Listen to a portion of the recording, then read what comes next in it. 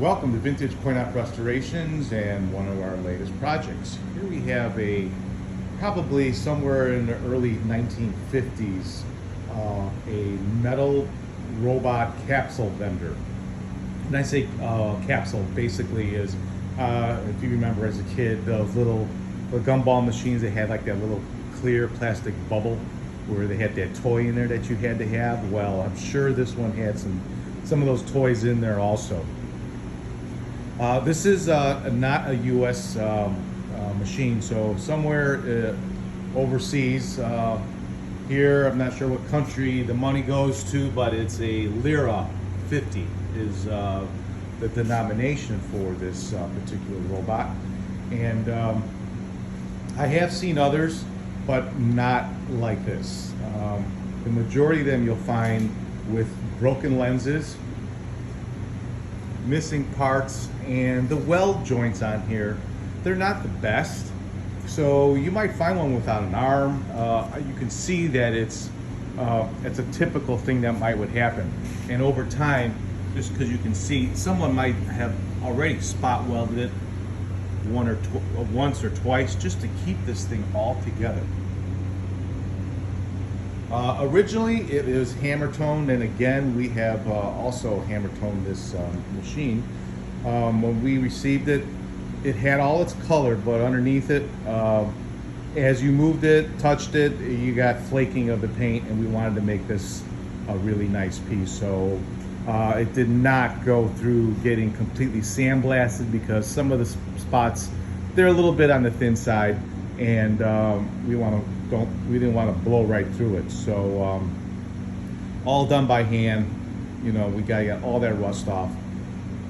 Quick prime, and then the hammer tone. And I think it was a good decision because this thing really came out nice.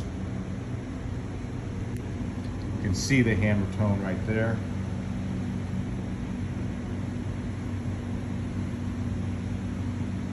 It's a lot of work to make this thing out of metal.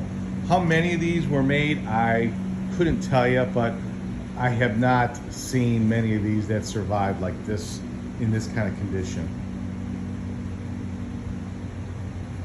Also inside there is a little bit of electrical, let's say battery powered lights in this machine, and it does use a dry cell 6-volt battery, and as you can imagine, if you don't change your 6-volt battery, that acid just comes out and destroys anything it touches.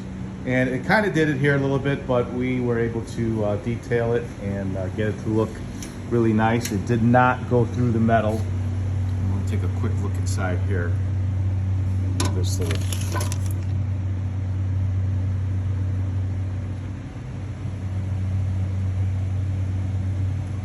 So we got a brand new battery in here. And what it does is, we have a little power switch here on the right too, so you can disconnect the battery completely, so it wouldn't work at all. What it does here, as you vend your capsule, it for a brief moment will light up. But we have a slug here because I do not have the lira that it demands. So put this in there. Probably didn't see that, but here we go. I'll make it stay on. So that's what you're getting. You are getting a couple seconds of a light. And also, like I said here, I could keep it on, and if I go to the left over here, press the button, cuts off the power. But we'll leave it on the on position. So you have your capsules inside here that are going to be spinning around, and they'll drop into the hole. Kind of a unique deal on this is you can see that inside there's two pieces of. The front is plexi, and it has to be plexi because of the holes of the original metal trim have to go through a surface, and so we replaced the plexi. But inside there's another piece of material, and that is glass that we have in there, and that is on an angle. So all I can think of it's doing is it's pushing the product constantly down. Every time that spinner spins, it's taking the formation of the bubbles that are in there, and it's kind of feeding them backwards, I would guess, into the hopper. So What a really neat piece. The antennas don't do anything. It's just kind of a, it's just kind of a little decoration there.